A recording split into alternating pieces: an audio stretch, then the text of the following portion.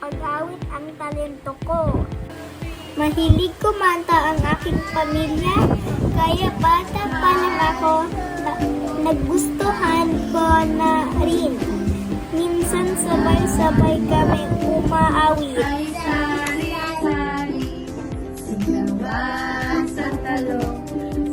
Kaya ako kapag kumakanta at nakikinig ng music. Para matuto at gumaling sa pag-awit, pinapakanta ako at pinilihan ako ng mic ng aking magulang para mag-practice.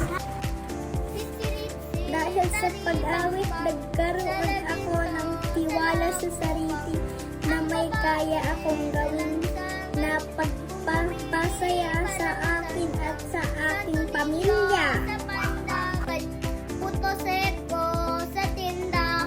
Ako ay magpa-practice araw-araw para gumaling sa pagkanta.